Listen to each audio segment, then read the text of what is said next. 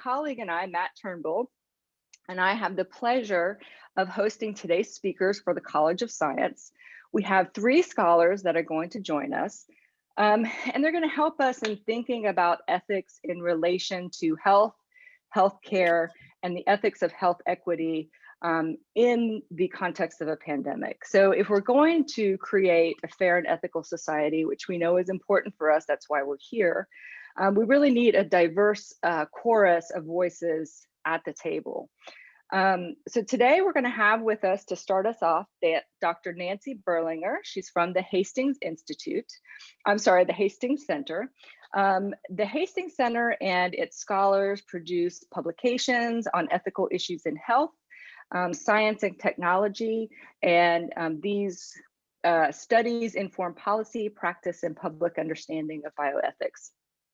So Dr. Berlinger's work focuses on two major themes: ethical and societal challenges that arise from population aging and the role of health practitioners, systems, and policymakers in the care and well-being of migrants. She is the lead author of the Hastings Center's ethical framework for healthcare institutions responding to COVID-19 and a related pandemic guidance for professionals, organizations, and policymakers. So she's going to provide some of the context for ethics in relation to health, healthcare, and biotechnology, also ethics of pandemics, focusing on health equity. Through my discussions with her, Matt and I have been have really enjoyed working and talking with Nancy through the course of setting up this session, and she's really passionate about the role that public colleges and universities play in advancing diversity, equity, and opportunity. And I think you'll see that enthusiasm come through. And she has two wonderful scholars that are also going to be talking to us. So Nadia Floyd is a master's candidate in the Department of Psychology at New York University. She received her bachelor's in psychology and English from Lehman College and City University of New York. And in the fall, she's going to University of Colorado Boulder to start a doctoral program in social psychology. Dr. Berlinger and Ms. Floyd will be joined by Daniela Pasha, and she is a project manager and a research assistant at the Hastings Center. She earned her bachelor's at the University of Alabama, she's a good Southern girl, and a master's in bioethics at Harvard University. Nadia and Danielle are both graduates of public institutions, and this is hugely important in creating opportunities for minority and first generation college students. So they're going to give us a young researcher's perspective on creating a more just society through research. And I just want a couple of items about logistics. So roughly, each of the guests will talk about 20 minutes, and then we'll move into a Q&A and a discussion. The audience can post questions and comments in the chat, and Matt and I will be monitoring them.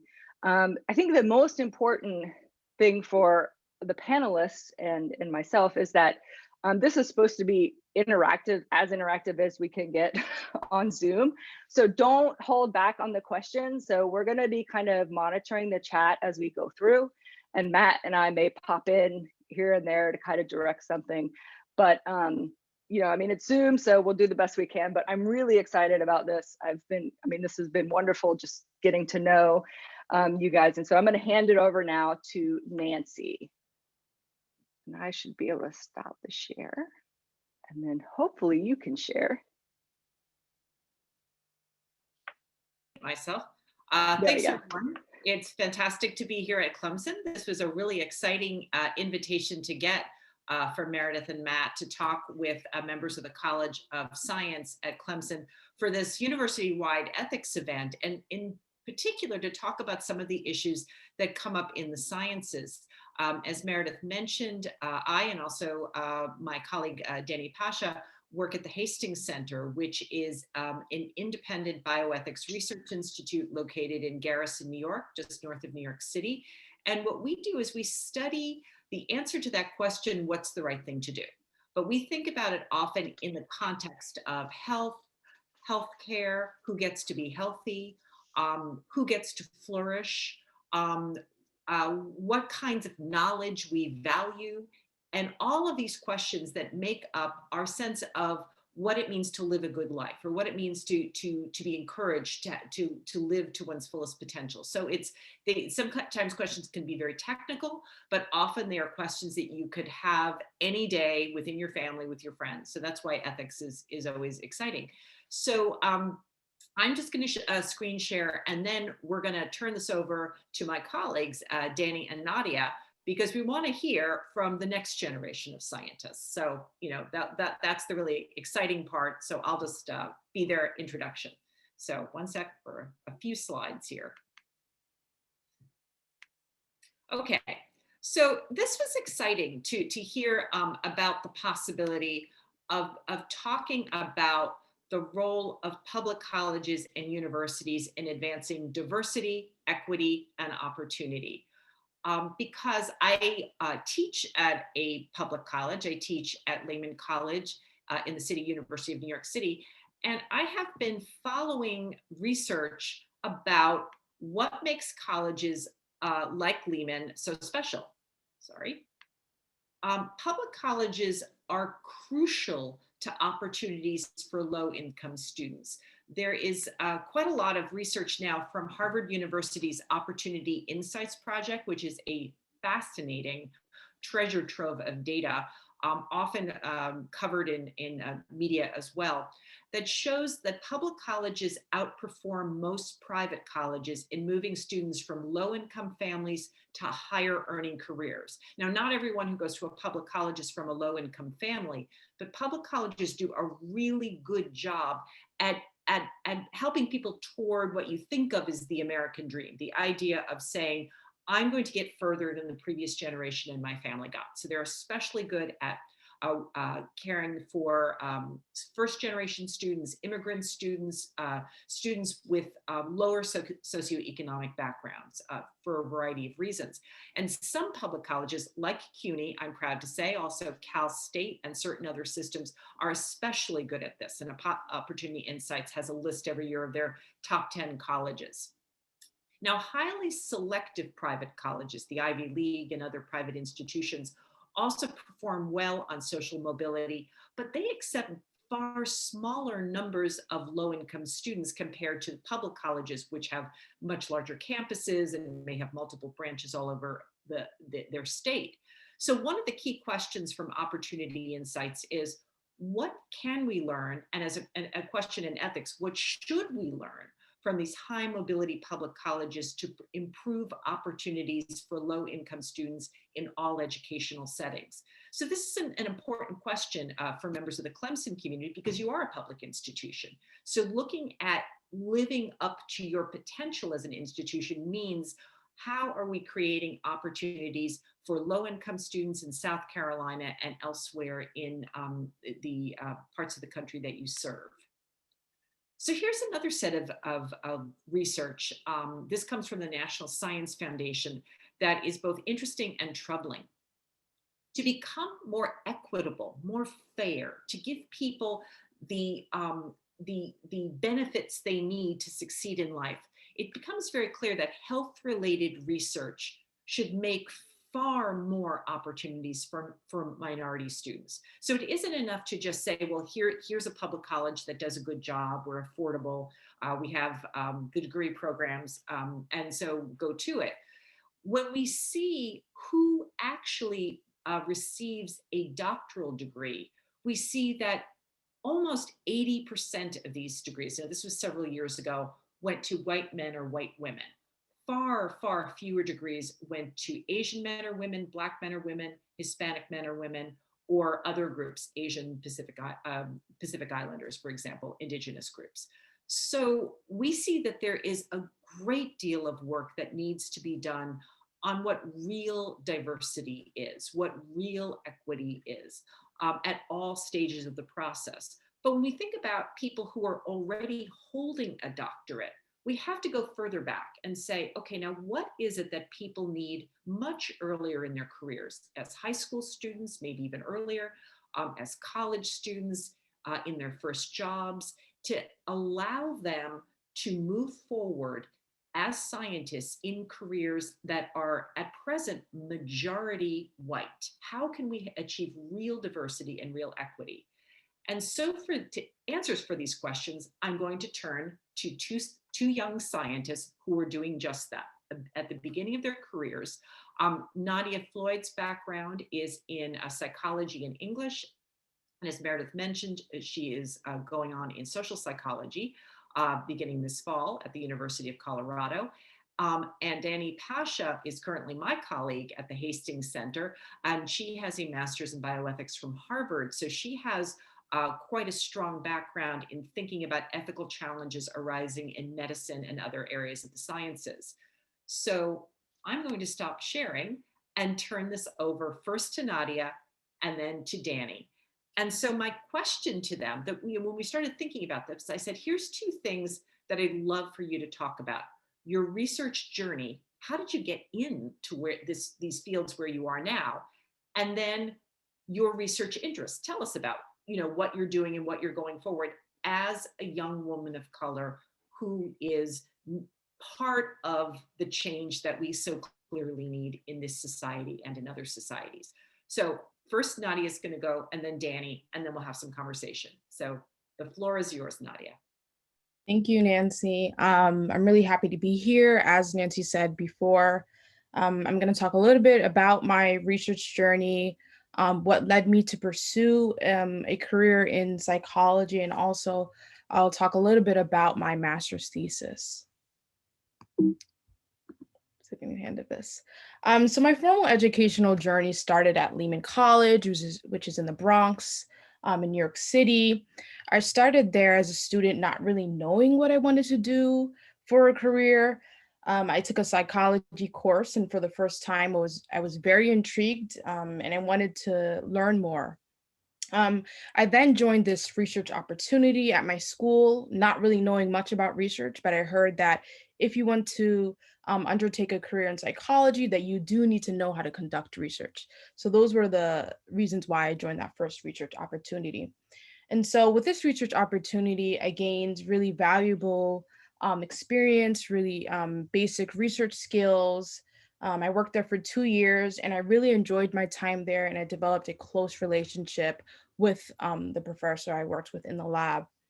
But as I was working with her, I started to realize that the research topic wasn't exactly something that I could see myself doing in the future, right? And so after having conversations with another professor at Lehman, I started to realize, oh, I'm interested in race, right? I didn't know exactly what I'm interested in, but I knew it starts somewhere in this broad topic of race. And so I ended up graduating from Lehman College and doing an honors thesis that looked at the effects of racial microaggressions on adolescents' mental health. Also, while I was working on my, let me just rewind a little bit, but as I was working on my honors thesis, I realized that none of the professors looked like me, right? And so I walked down the hallways, all the professors were, or nearly all of them were white women or white men, and right? And so I was really confused because this city is home to majority Black and Latinx. It's a traditionally Hispanic serving institution. We're talking about the Bronx, we're the majority. And so I started to wonder, where are all these students going? Are they not becoming professors? So this lack of representation in at Lehman that I saw in academia was really something that I felt bothered by and frustrated by. So after graduating Lehman, I still realized that my research interests were really, really still broad. And I wanted to learn more about myself, more about what I was interested in before applying to a PhD program. So I enrolled in the master's program at NYU. This is Washington Square. This is the park like everyone likes to go to. And so I realized that I needed to take advantage of the plethora of research opportunities that New York City has because at Lehman, there wasn't a lot of research being done. And there wasn't a lot of resources being done to help a student I think, academically flourish in my situation. And so I knew that I also, this time I was really intentional about which research labs I wanted to pursue. And so prior to that time, I didn't really know that there was researchers pursuing questions around identity. But luckily, I found a lab at John Jay, a lab that primarily looks at how people perceive and interact with people of multiracial descent and what are the consequences to these racial judgments. And this led me to pursue my master's project under the same topic. So this topic really, I think, resonated with me, my master's thesis, because growing up, I grew up in a lot of different places, different cities, states, and even a different country. I've continuously been faced with questions about my racial background, right? I often wondered what made people express their curiosity to me. Why were people questioning my racial background? I didn't know if it was my eye color, my hair texture, in general, what was it about the way I looked? And so from these experiences, I've often felt that people pay attention to phenotypes. And by phenotypes, I mean the shape of your nose, the shape of your lips, your hair. And these phenotypes are influential when thinking about how do we racially categorize individuals simply by looking at these really physical, superficial features. Um, I chose this picture here because I think it really highlights what I'm looking at in my thesis, which really looks at how do people make impressions based on hair texture. And as you can see, there's so many different types of hair textures in the Black diaspora. So the two questions that I really am interested in looking at is, one, can hairstyle shift racial perceptions of Black, white, biracial women? And two, what are the consequences to these racial judgments? Sort of think of this research as a small case study of the broader things that I'm really interested in.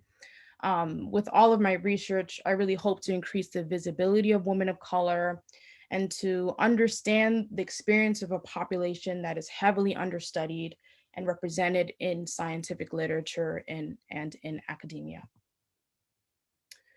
All right. So I think this quote here, I think nicely encapsulates the motivation behind my thesis, right? So hair. It may seem like a mundane subject, but it has profound implications for how African American women experience the world.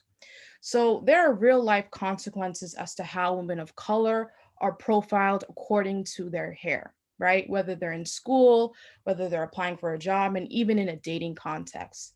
For example, we can think about a recent example, we can think about the actress Gabrielle Union, who worked as a host in America's Got Talent.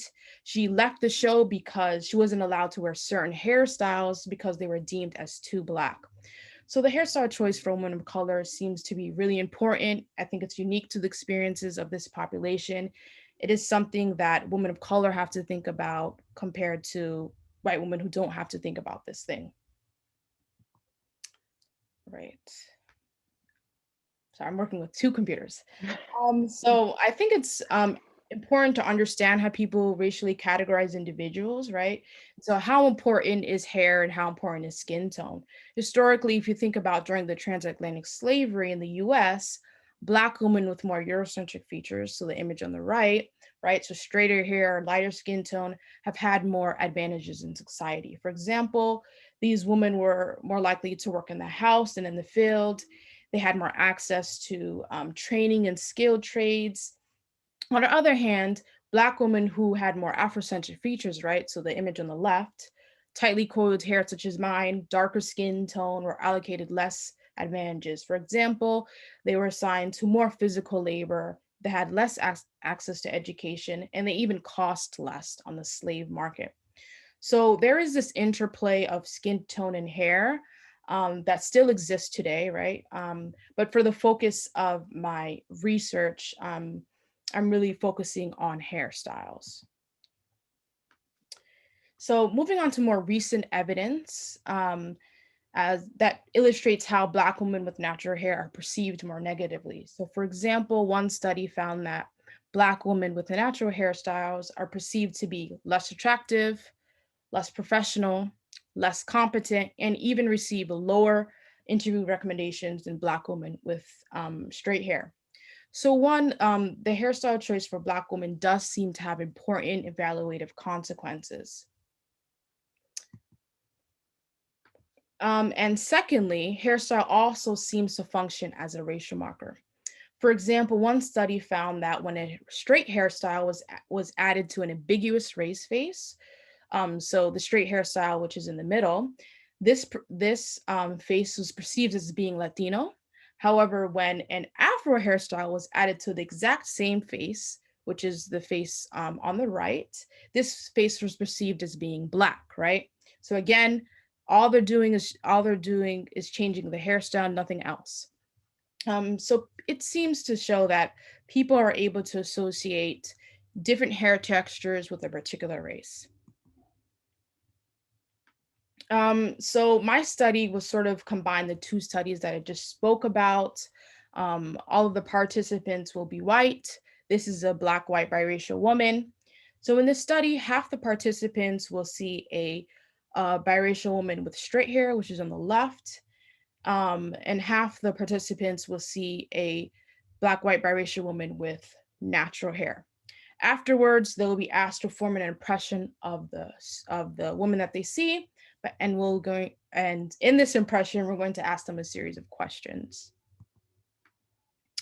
So, for example, participants will be asked 2 questions along this dimension, which are made from 2 different perspectives. To what degree do you consider this person to be part of your racial group? Second, to what degree do you think that this person thinks of herself as part of your racial group, right?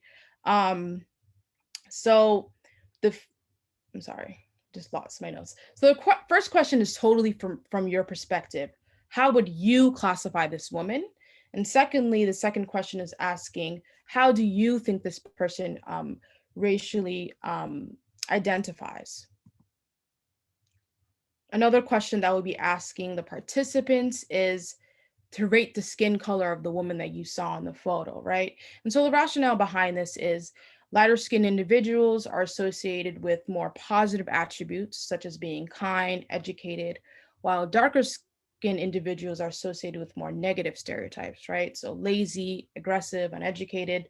So in our case, we're predicting that the skin tone perception will be influenced by the hairstyle, right? So the more prototypical a hairstyle is, the more likely a hairstyle is associated with Blackness, right? So curly hair, the more likely is it that the biracial woman will be perceived as having a darker skin tone than the biracial woman with straight hair. Again, all we're changing is the hairstyle, nothing else. And our last question really asks participants, how warm or competent do you think this woman is, right? So the rationale behind this is that the hairstyle will influence how warm and competent you think the biracial woman is. Okay.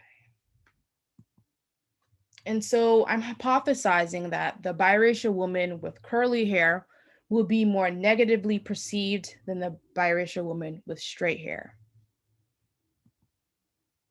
And this is my first line of predicted results. So I'm expecting to find that the biracial woman with straight hair will be viewed as less likely to identify as Black than the biracial woman with curly hair. My second line of results predicts that the biracial woman with curly hair, this is a lot of repetition, but the biracial woman with curly hair will be remembered as being darker in skin tone than the same biracial woman with straight hair. On to my last measure, I'm predicting that the biracial woman with straight hair will be viewed as more warm and more competent than the biracial woman with curly hair. And so the takeaway from this study is that hairstyle influences positive and negative stereotypes, and it also informs how we racially categorize biracial women. And so how might this inform us on why are these results important, and how might they help inform us on discrimination in the healthcare context, right? And so when you think about healthcare, one of the primary goals is that you're supposed to reduce pain and suffering, right? And so Whether a person receives a certain standard of care is likely contingent on their race or ethnicity. For example, studies have found that Black individuals are undermedicated versus white patients because Black people in the healthcare, people in the healthcare have this bias that the Black body is more biologically different and stronger than the white body. Thus, if individuals have this belief that Black patients can take more pain than white patients, they deserve less medication. And so I think that there isn't a lot of research. I haven't found any research that primarily looks at how skin tone and a certain hair texture might contribute to discrimination in the healthcare context. But I think it's really a valuable question to consider in the future, a question that I'm interested in looking at, especially when we're thinking about the intersectional racism that Black women experience. And yeah, that's it. These are my references. I hope that my research conjured some thoughts for you all. Yeah. Thanks. Oh, thank you, Nadia. That was great. Every time I've heard earlier versions of your talk, it's just so amazing to see how your research is progressing. So this is terrific. I noticed one of the things in one of the questions that you mentioned when you phrased, what are the consequences of racial judgments? That's an ethical question right there. So even though you're a social scientist, you're doing empirical research, you're also doing what we sometimes call normative bioethics. You're using empirical methods to answer a question about how we should treat each other, or how we should refrain from treating each other. How do we call attention to the fact that we're treating people in ways that worsen problems of inequality, that make some people feel more self-conscious, that tell some people they belong and other people they don't belong, and so on. So well done.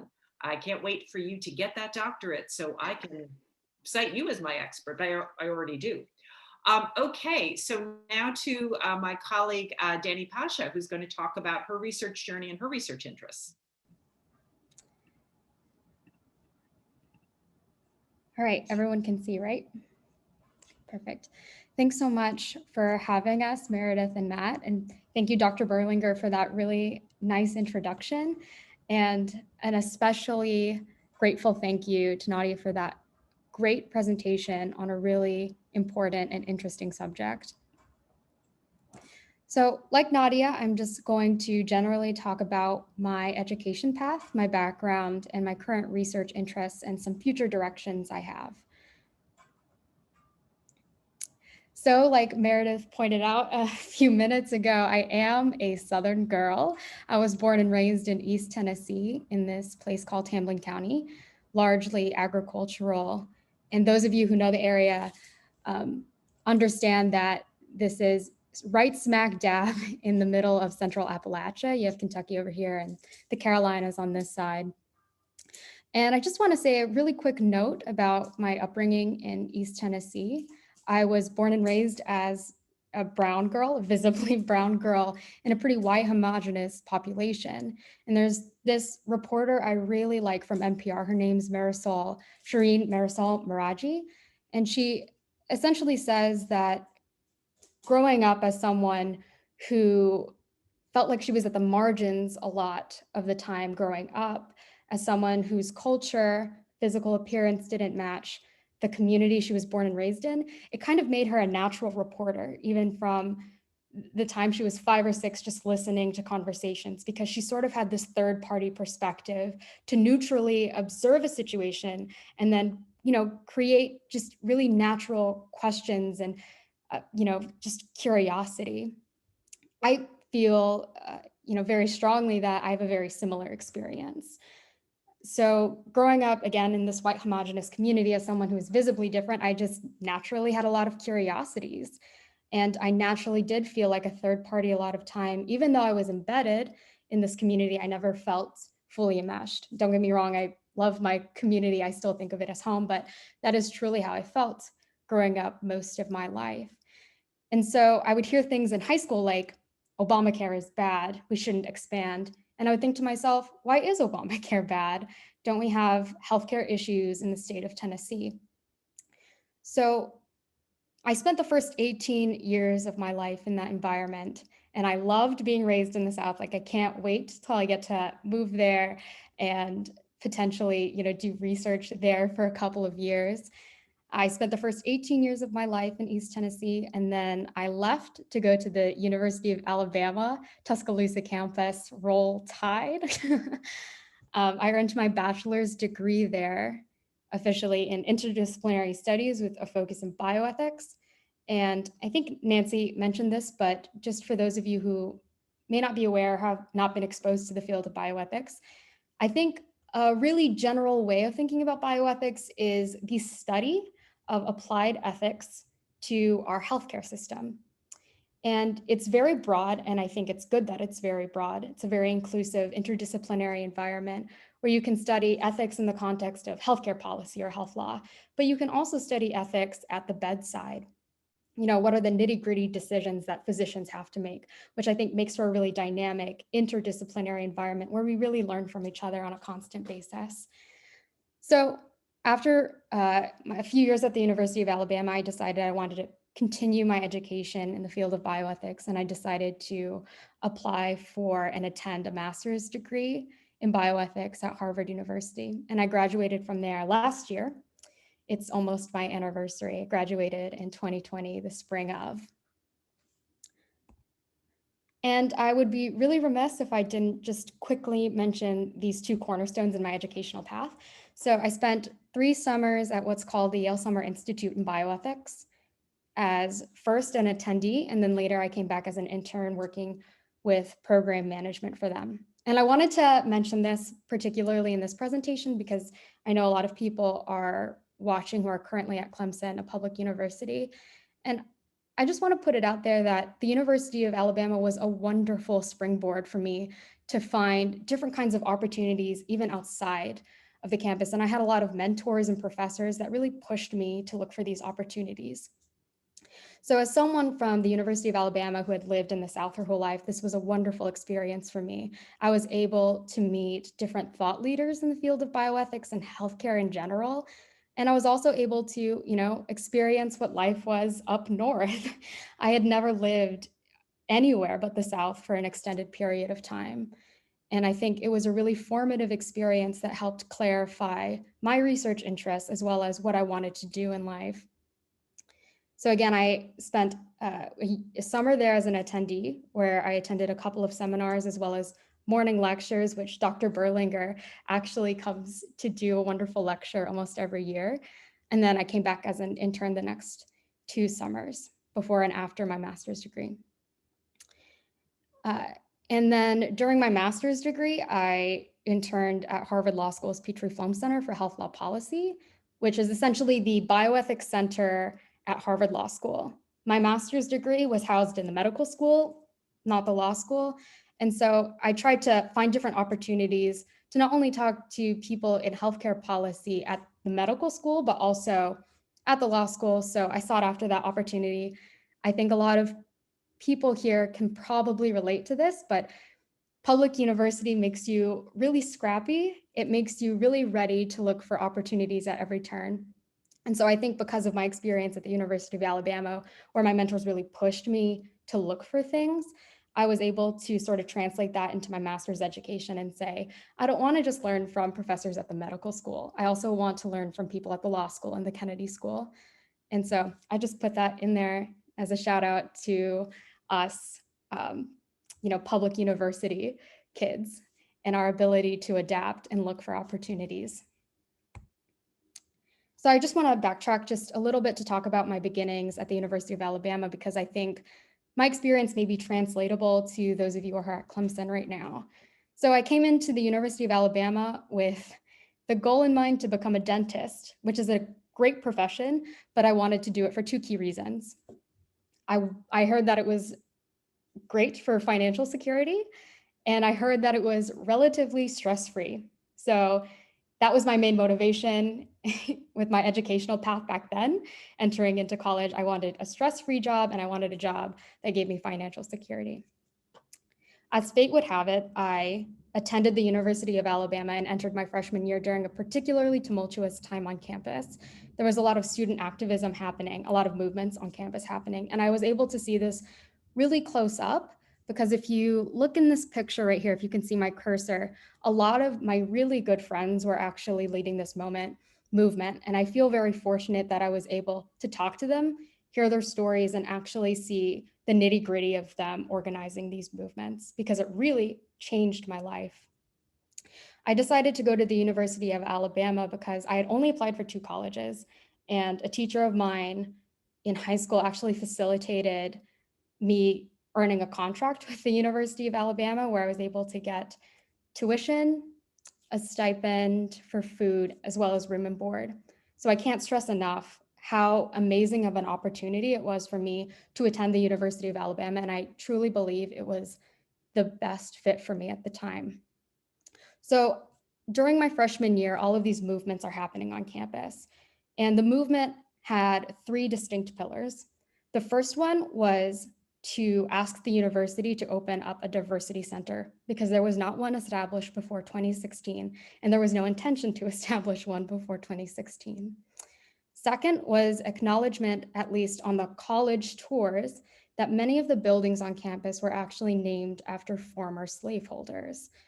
And the third and final one was to increase diversity of faculty.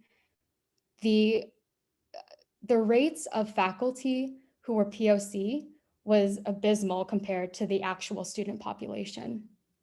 So those were the 3 things that the movement set out to do. I helped out in very small ways compared to the people in the picture. But again, this was sort of the straw that broke the camel's back. I no longer felt like I wanted to have a job just simply for financial security. And I no longer just wanted a job because people were telling me to get this job. I wanted a job that really allowed me to delve into these subjects of diversity, equity, inclusion, of justice. And I've always been interested in healthcare. I'm the child of 2 healthcare providers. And so I thought to myself, well, I'll just Google things. And then I ended up on the subject of bioethics. However, the University of Alabama doesn't really have a bioethics major. They have a philosophy major, but I didn't want to do philosophy for several reasons. So I ended up petitioning to the Dean of Arts and Sciences, essentially, to form my own major. Again, it's that theme of us public university kids were quite scrappy. If we want to get something done, we find a way. And so I decided that was the right path for me. It really allowed me to delve in these subjects of justice and learn how to embed them into my broader interests. And that leads me to my current research interests, which are pretty broad, but I've narrowed them down to 2. So first, I'm generally concerned and interested in emerging biotechnology. A great example of this is CRISPR. For those of you who may or may not know, CRISPR is this new biotechnology, it's relatively new, that allows scientists to essentially edit genomes. And they can edit the genome in such a way that allows this edited genome to be passed on through generations. So immediately that conjures up questions around equity and justice, or even if it's ethical for us to sort of play around with the human genome in that way. So that's just one example. Another example is my master's thesis was on novel antibacterials, where you basically take phage therapy, which is a special kind of virus, and you program it in such a way that actually kills bacteria. So as the antibiotic resistance crisis continues to become an emerging threat, it's really important that we find different methods to fight it, like phage therapy. So that was my master's thesis, where I looked at justice concerns, specifically with novel antibacterials, looking specifically at phage therapy. And then finally, I'm really interested in reproductive technology issues, particularly reproductive justice issues. And here I have just a quick screenshot of a blog I wrote with a really great friend of mine who I happened to meet at the Yale Institute of Bioethics, that we just wrote up, and it's about egg freezing during the COVID-19 pandemic. So we basically in the paper talk about how it was completely unexpected. Egg freezing is a procedure where doctors essentially, they kind of, they collect eggs essentially from a woman's body, from a person's body, and then they freeze them so the woman can use them at a later date to get pregnant at a time that's more convenient, either for her career or for her family or for another reason. So the egg freezing enterprise was bracing for essentially a bust during the pandemic because they didn't think people would actually want to go out and risk getting the virus to go to egg freezing clinics. And they also just saw the economic downturn as a red flag. They thought people aren't going to actually, want to pay this expensive fee to freeze their eggs. But it turns out they were completely wrong. Egg freezing clinics across the United States saw a huge surge in people utilizing this technology. But immediately, this kind of unearths a lot of long-standing concerns with the procedure, including who has access to this? It's very expensive. Why do women actually feel like they need to freeze their eggs? Are jobs not accommodating women when they want to get pregnant? And so they're forced to sort of put their pregnancy and starting a family on the back burner? Who has the medical literacy to understand the efficacy rates, the harms, the benefits? And in what ways do race, gender, socioeconomic status interact with the procedure of egg freezing? So again, just the through line of justice has been sort of a centerpiece in my research interests. And I just want to say a general note. I've noticed in my very small career as a researcher and someone who's in academia that I think too often academia silos diversity, equity, inclusion, and justice work off to the side instead of embedding it in their work. And so even though egg freezing doesn't immediately cause people to think this is a diversity, equity, inclusion topic, I would beg to differ because I myself, and I'm hopeful other people do this as well, I hope they embed those concepts in their work at every stage, from researching the topic, are you citing Black women in your research, to the methodology, to the publication. So just really fast, I'm gonna go through a current project that I'm actually working with Dr. Berlinger on, and it has been a really fulfilling full circle moment for me. So I've recently become interested in COVID vaccine attitudes and equitable distribution, including, what are the barriers to access people are facing in underserved communities as well as migrant communities. And this research is investigating vaccine attitudes and barriers to access, particularly among community health center patients. And I say it's a really awesome full circle moment because we're actually interviewing people from my hometown. So again, just really cool how I described sort of first becoming an informal researcher as a young child, being that third party observing, and being able to put this methodology to those questions. It's been very, very fulfilling, I think. Just quickly going to talk about my current positions and potential next steps. Like Dr. Berlinger said, I'm currently a project manager research assistant at the Hastings Center. After finishing my master's degree, I went on to the Hastings Center to start this job for the next few years. In the future, I hope to earn a PhD in health policy.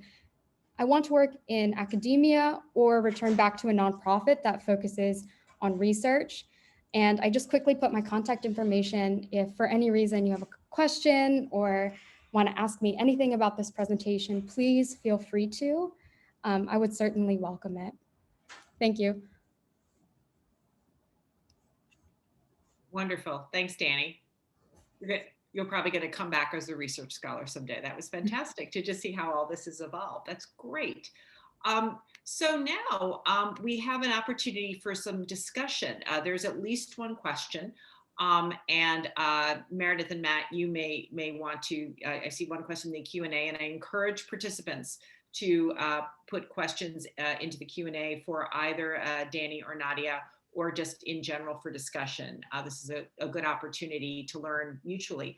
But I wonder, and by the way, you both did a fantastic job, is what, you've hinted at this in terms of your own journeys. what advice would you give to Clemson students and also Clemson faculty about how to encourage young men and women of color like yourselves, who are maybe just starting out, even maybe they're just about to arrive at Clemson in the fall? When you see those statistics that show how much progress needs to be made, what what do you need to see? What are some of the things? Go for it.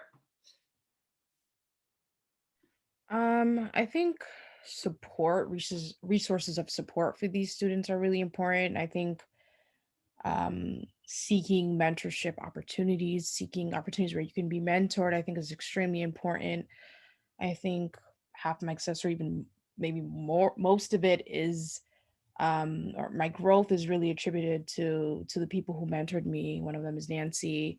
Um, yeah, I would say mentorship is extremely important. I think from someone who doesn't have a lot of history in my family of people who are pursuing PhDs. I don't even know what that looks like. I don't know what a personal statement looks like. So going to professors, asking them what is required in these kind of statements, I think is really important. So I think asking for help, eager to learn, I think is really important. And support. It's just, I don't know how to, emphasize that even more. It's just looking for it because it's not going to come to you, especially if you go to, like a public university that I came from, or even NYU. You know, me being the only Black person in my classes in New York City was something that I had to adjust to, but I had to look for fellow Black individuals, fellow individuals of color that understand the barriers that I experience, and who are people that I hope to emulate their careers one day. So I think looking for opportunities of support and mentorship. That was a long answer, but yeah.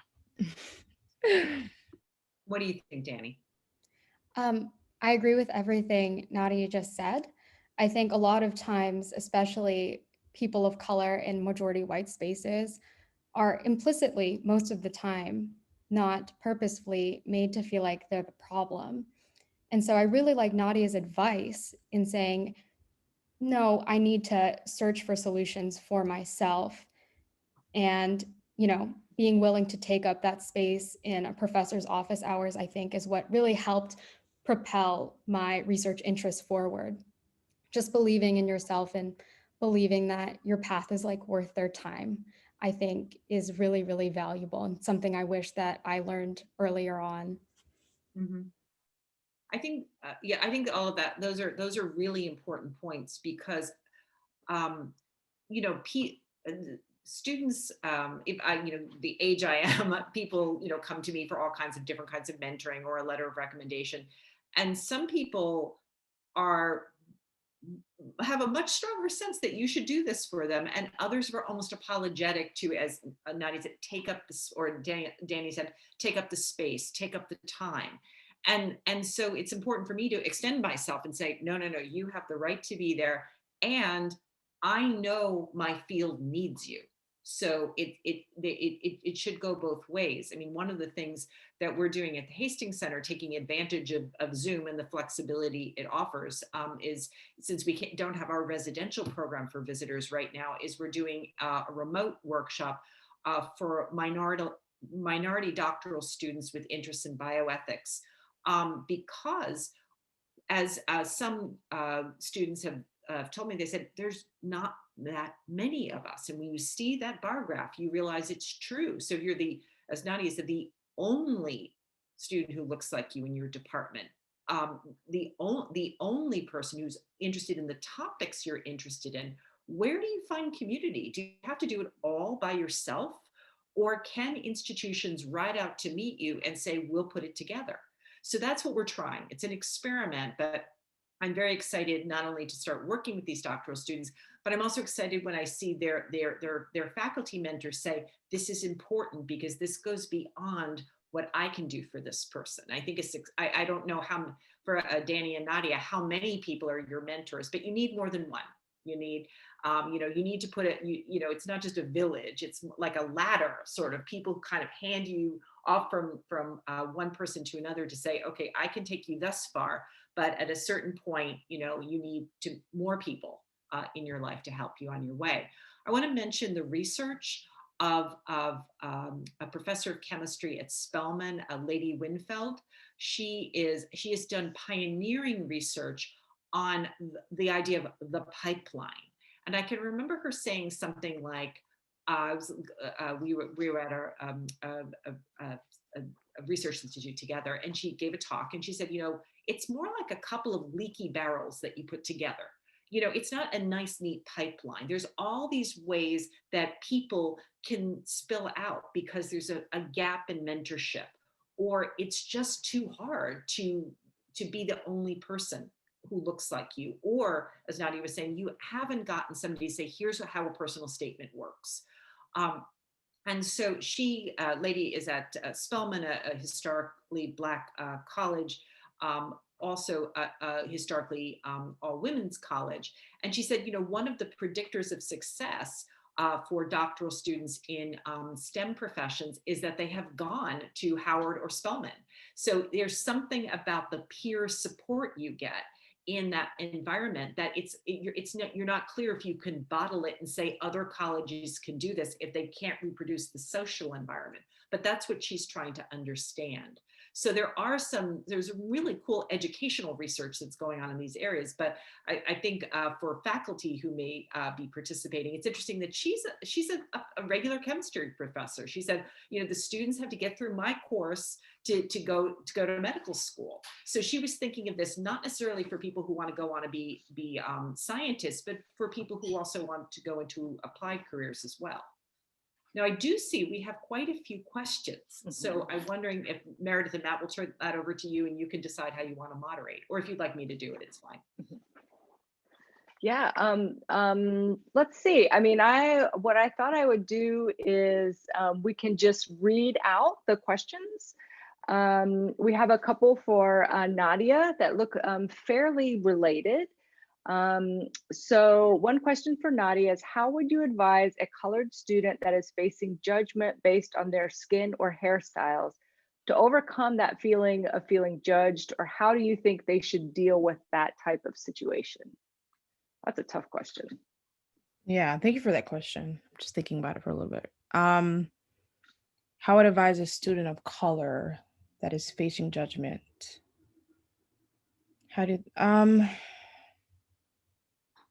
I think it's important to sit with your emotions and realize that how you're feeling is not your fault.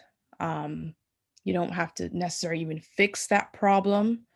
I think in my experience speaking to fellow people of color about, like, for example, how did let's say if you're going in a job interview and you're facing this pressure, like I want to straighten my hair, I'm nervous, but I want to wear my hair natural, but I'm aware that me wearing my hair natural may cause me to be negatively perceived in a job hiring context.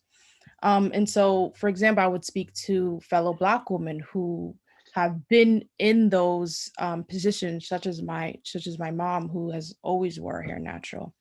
And so I think it's important to overcoming the feeling. I don't know if that's a feeling that necessarily goes away. I think it's something that's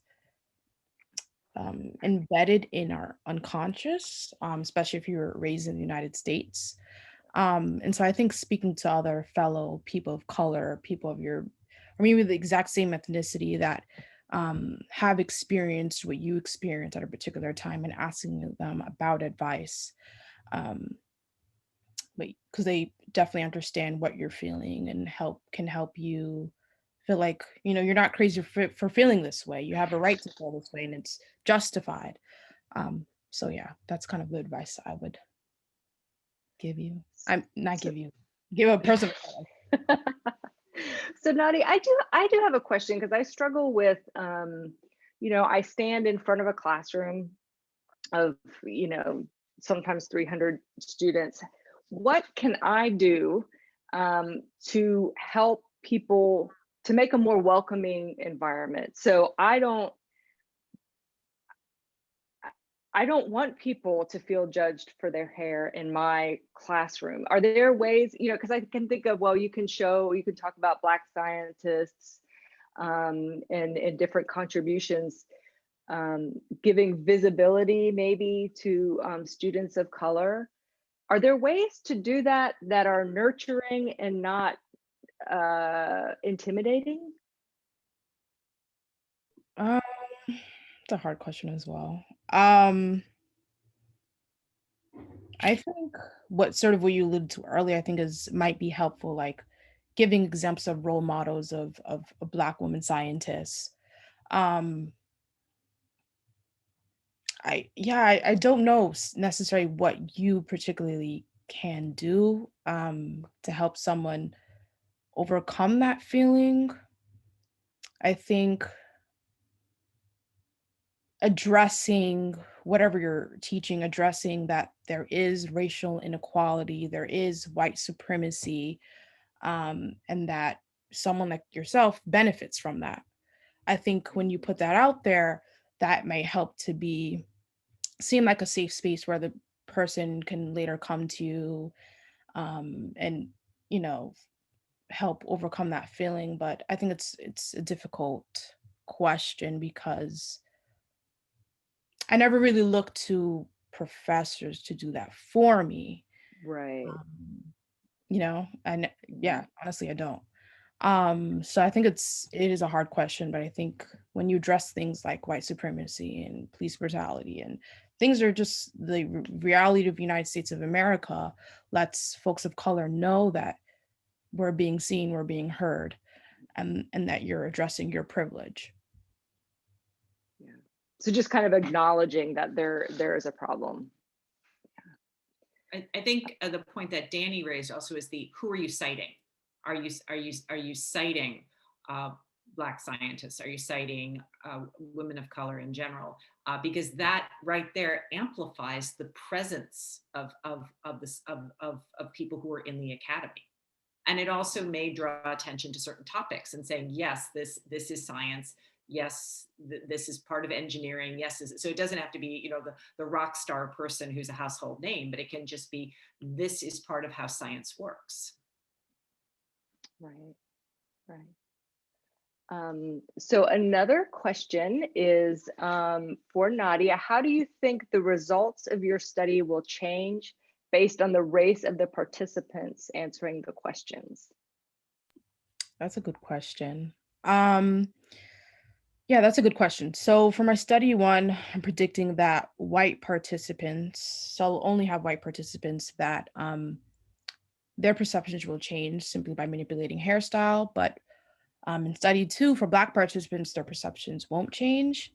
And so the rationale behind that is that in the literature, Black individuals tend to view natural hair as more positively than white individuals do. So they're not more likely to view, the biracial woman with natural hair as less warm and less competent. Also, there's some research that suggests that Black individuals are also more inclusive in who they include in their group membership, right? And so when you think about individuals who are Black and white, they're more likely to be grouped as Black. Individuals who are Black and Asian are more likely to be grouped as Black than Asian. And so, yeah, I'm predicting that it will change in the race of the participants, particularly that Black participants their perceptions won't really change, but white people's perceptions will change. But it's prediction, so we'll have to see. I can't wait to see. Can't wait to hear what happens. So here's a question for Danny. What areas are you focusing on, or which would you consider using in order to collect data for the availability to do egg freezing procedures? I think that's a great question. I'm going to slightly not answer it just because I think now when I'm thinking about doing empirical research in this area, it's more with sort of more foundational data that I need to collect first, and then I want to do more work in who has access to this, why do people have barriers to this, even though I think the literature says it's fairly clear that it's a monetary thing and an insurance thing. But I will say, I think there's a gap in the literature as to just people's general opinions about egg freezing. I think something I've thought about before is, I don't know if it's a problem here on Clemson's campus, but I realized as soon as I moved to Boston and I became a master's student at Harvard, I was sort of bombarded with ads about me donating my eggs and people paying for my eggs. A couple of my friends have been contacted privately on LinkedIn asking for their eggs, being paid upwards of $200,000. So that's sort of where my mind is going, more like opinion survey things with college-age women, and if they feel like that's coercive or undue influence for people asking college women who are often, financially unstable to, buy their eggs from them, essentially. So again, that doesn't perfectly answer your question, but hopefully it did fill out some of the future path I have with this subject.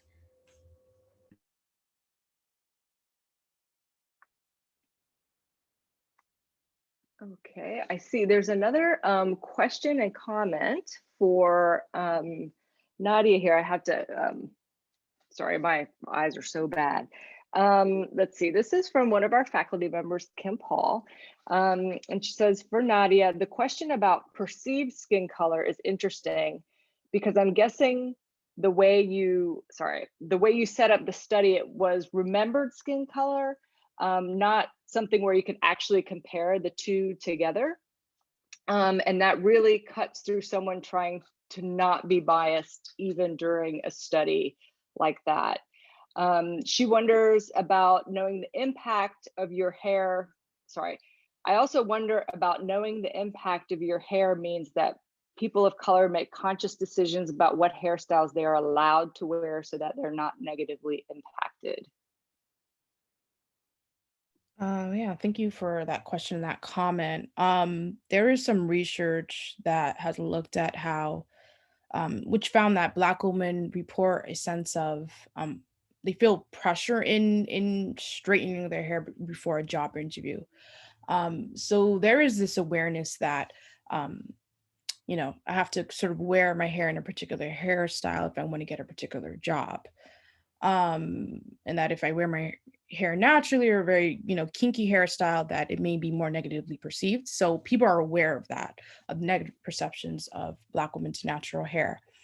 Into the first part, yeah, I think that's a good part. Yeah, because it is perceived skin color, right? How are they perceiving the skin color?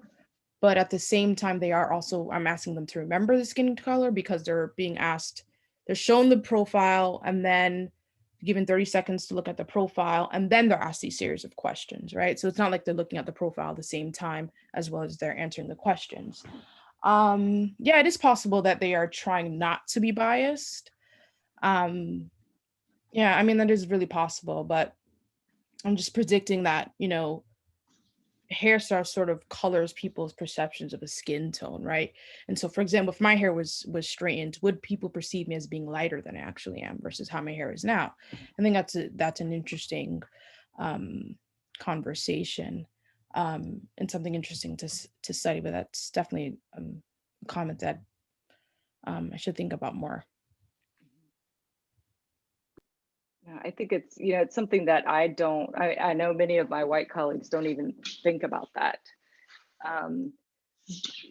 Do you notice if things are, because I'm getting pretty old now, and I noticed that my son's kind of generation and his friends have a very different outlook and attitude towards race relations.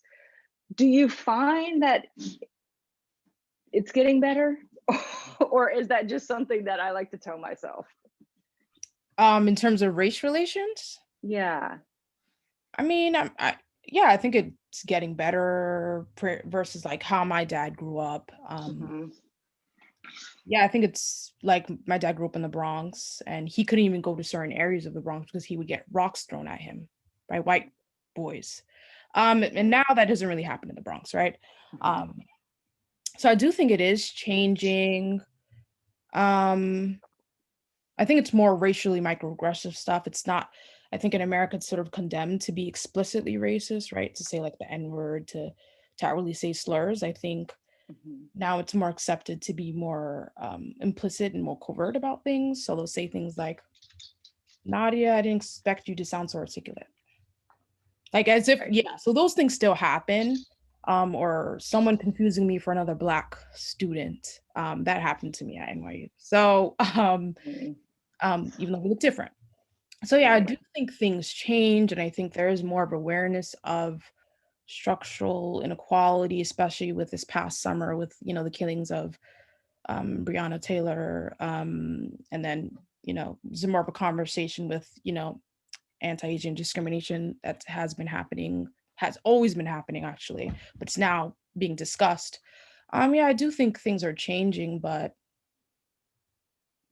I mean, as a Black individual, I'm very aware of racism Right. everywhere I go.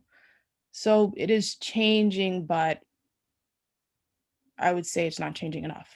Yes. If you look And I at think in some ways it's become more incipient, the covert nature of it. And yeah, yeah, yeah. I think we have past president to yeah, thank for that for. yeah, yeah. Oh, there's also Um, a question for Danny that's in the chat. Yeah. yeah, can you ask that one, Nancy? Oh, Sorry. sure, sure. So this said, Danny, I hope I'm not making assumptions, but do you have an opinion of Asian American Pacific Islander community in research and diversity on campus? And I assume they don't mean Clemson specifically, but in campus life in general. Thank you so much for this question. I really appreciate it. I think it's a really big question with a lot of nuances and a lot of layers. And don't worry, you're not making any wrong assumptions. I'm Filipina, so I do identify as Asian Pacific Islander. My feelings on this have really evolved through the years. And I think I'm at a point where, yes, we need to stop Asian Pacific Islander hate. And I think it's perfectly fine that that's centered in association with campus activities. I know, just anecdotally myself and my friends who identify as API, certainly like we experience microaggressions on a daily basis. However, I think it's far more important, and again, this is my own personal opinion, I think it's far more important for us to talk substantively as a community on how to dismantle white supremacy. Because until we stop, propagating white supremacy, we're going to continue to have problems not only in the Asian American community, but we're also going to continue to have problems with anti-Blackness in the Asian American community, which is a huge problem that needs to be talked about more. How we can, be proper allies and have solidarity with Latino and Latinos, Latinas and Latinos, and the Black community and other minority groups in the United States. And speaking specifically to campus life and academia, I can't say with certainty that I think the Asian American community has a lot to learn in how we can be proper allies. Asian Americans, and I'm not saying this like we're a monolith, but it is truth of the matter that Asian Americans were heading the dismantling of affirmative action over the last 3 years because they felt like they were being victimized. And I think as a community, we need to learn how to better speak out about Asian Americans who think affirmative action is bad for them and therefore it should be dismantled. So I guess to wrap this all up in a general statement, I think it is perfectly important to talk about anti-Asian Pacific Islander racism on campus and how campuses propagate that structurally. But I think it is far more important to tackle white supremacy. And it is really very important as a country and as people in academia to make sure we fight against anti-Black racism. Thank you again for that really wonderful question because I think it needs to be talked about more. Well, this has been just a phenomenal session. I thank each of you for coming out, and I know that we have all learned a lot, and we have a lot of work to do. And we really appreciate you coming to us and giving us your perspective. And I'm sure that you've kind of given people some actionable ways to kind of create and take advantage of more opportunities. And so I really am excited about kind of what we've done here. I think it's a very good starting off point. So, and you know, we went 1 minute over. So, but what I want to do is thank everyone for attending. So at 6:30, the Rutland Institute for Ethics is going to be hosting again Dr. Dana Bowen Matthew. She's Dean of the George Washington Law School. She's going to address the ethical implications of racial inequities in American healthcare. The link for that Zoom meeting is at the same page, and then I will also, I think, I'll figure out how to post it in the chat here if people want to jump over to that one. And I think they'll also be sending out URLs for some feedback. But again, oh, and I also wanted to give a shout out to, we have 2 students, Inara Devji and Marquez Coleman, that really met with me and Matt several times, and also with Nancy, to kind of highlight or discuss issues that our minority students are dealing with that are kind of invisible to the larger Clemson population, the majority. And so we've identified a bunch of topics that we're gonna have to hit in the future. So we'll have to have you guys come back with us again. So again, thank you so much. And everyone's thanking you. Awesome, getting lots of wonderful jobs. And thank you to Inara. I'm so glad because she and her fellow student were so helpful early on. And that's why it was so important to have this opportunity to showcase the next generation, because that's how we learn. That's how we learn. You're teaching us. It goes both reverse mentorship, I call it sometimes. Absolutely. I'm always ashamed to admit how much it usually goes the other way around. The mentees are usually leading the way, but wonderful. Okay, guys, well, be safe, and we hope to see you in person sometime. Wonderful. Thank you, Awesome. Clemson. Take care. Thank you.